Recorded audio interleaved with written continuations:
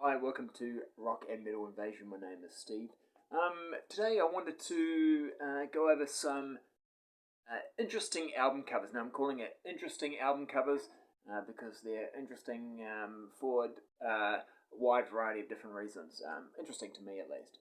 So the first one I wanted to talk about, it's from an album that came out in the 70s. Now, there's not many albums in my collection that are from the 70s. I'm more 80s, early 90s kind of a guy, but this is from the band Foreigner, and I quite like Foreigner. Sort of wanted to get this album just sort of to complete my collection, but also because it's quite an interesting album cover. So this is the album Head Games, and the cover features a model who at the time was just 14, and she is portrayed in a sort of I guess a sort of a slightly concerning situation. She's in a men's toilet, and she looks a little bit concerned. I guess what's happened, someone's walked in when she has been writing on the toilet walls. One thing I didn't sort of notice at first is that she's actually got some toilet paper and she's wiping um, something off the wall there. And also written on the wall are some of the songs from the album. So it's just quite interesting, I think, that sometimes in the 70s, having young girls portrayed in what could be a sort of a sexual situation, or perhaps a situation that doesn't quite seem appropriate, was a little bit more accepted, I think, than perhaps definitely now, but also even maybe in the 80s, for example, Virgin Killer by Scorpions is a really, well, an example of perhaps what was seen as acceptable in those days, certainly wouldn't be acceptable now. And of course, that album cover did get changed. To my knowledge, this is the original and only cover of that album. Next one, by a group called Torch. Now, I like this cover because it's from 1984, and it's interesting because in this case, yeah, they've got the good-looking lady on the cover, but she is in the position of power, and the lead singer is sort of, I guess, in some turmoil, although maybe he's quite, in trouble, but maybe he's actually kind of enjoying it. I'm not sure. But he's getting the Electric Kiss. That is the name of the album. And the model is particularly attractive. And there's some interesting sort of special effects there. On the back, it's just the band. But yeah, the cover sort of really caught my attention for a number of different reasons, but just one that I wanted to mention.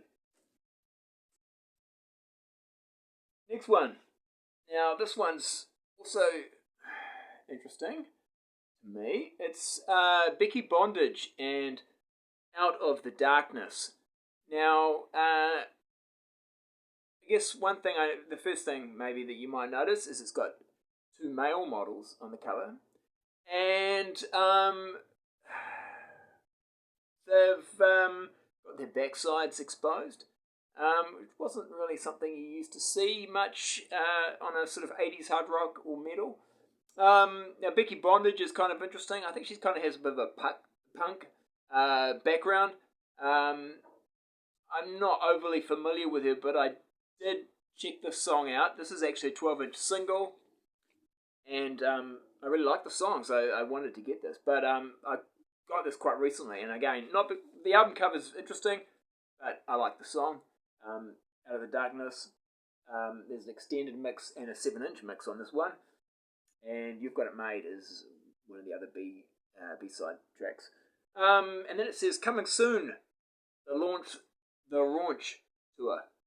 So I'm not sure what kind of tour that was, but it sounds interesting.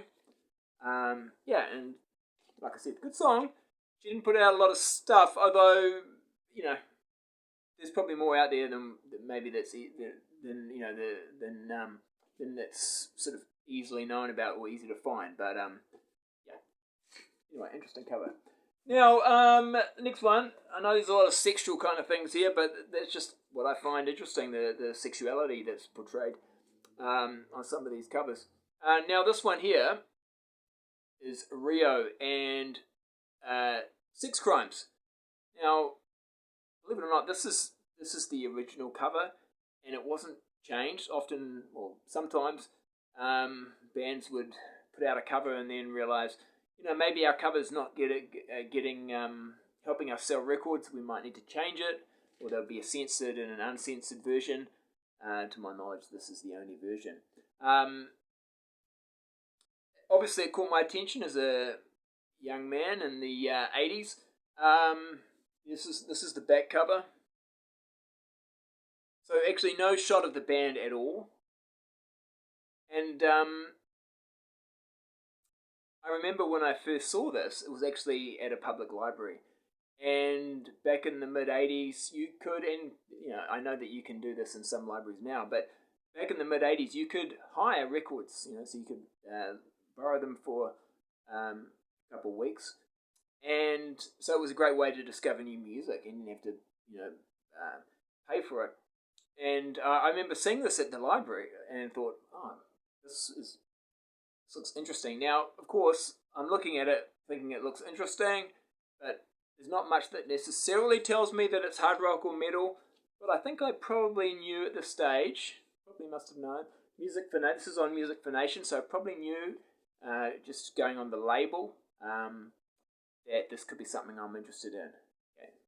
I think when I went to get this out at the library, the librarian thought I was just getting it out to look at the cover.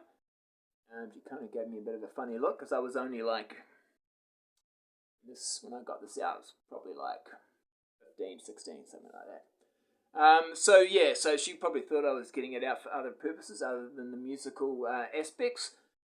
But it's actually one of my favourite hard rock albums, which is really kind of funny, isn't it? But because I got it out from the library, didn't know what it's going to be like, put it on that night, and I was just like blown away. Just fantastic riffs.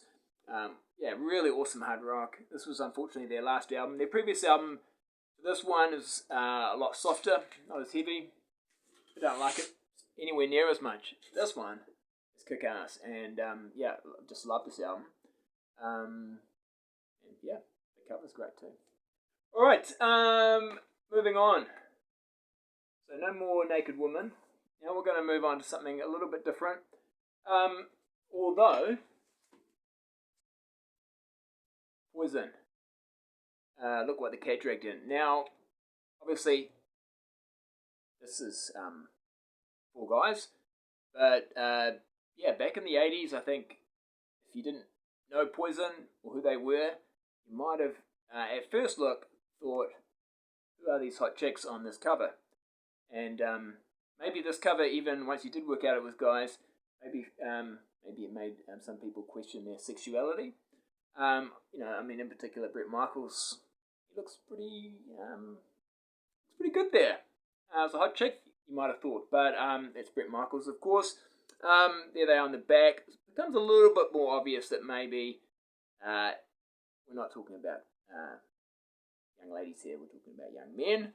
But definitely a very eye-catching cover, and got them a lot of attention back in the day. They sort of played that down on their following albums with less glam, but that was probably the peak of glam metal when that came out. Okay, talking of glam metal, I don't think, looking at this album cover, these guys are a big fan of glam metal, because I'm not going to read out what it says on the hype sticker, but you can read that. Probably wouldn't be very accepted these days. If someone had a hype sticker like that on their record and put this out.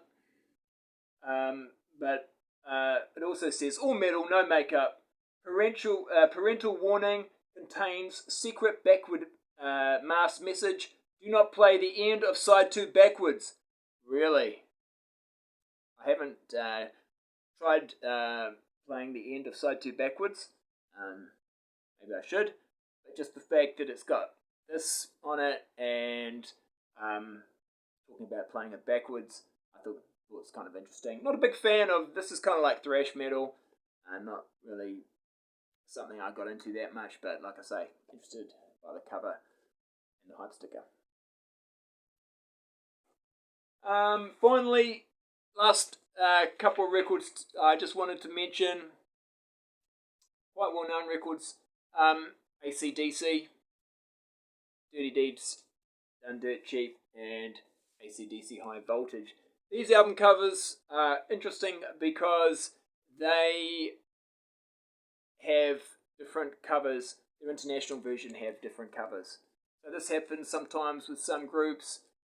They release the album locally and then it gets released internationally and it has a different cover. And this also had different tracks on it as well. So Dirty Deeds Done Dirt Cheap and High Voltage, the international versions have different tracks. So it gets a little bit complicated. So you may end up having to have both versions to get all the songs. Yeah, I'm not the biggest AC/DC fan. I mean, I really like them. Don't get me wrong, but I kind of got into those into AC/DC a little bit later on. But yeah, it's good to have those. These are the Australian covers that I just showed you. Yeah, and they're quite collectible and worth a bit of money. The international ones are a lot easier to get. Alright, so I'm going to leave it at that. This is probably the kind of interesting album covers is probably the kind of thing I could do again. So we might call this Interesting Album Covers Part 1. And I might do that, do a Part 2 again sometime. Alright, catch you later.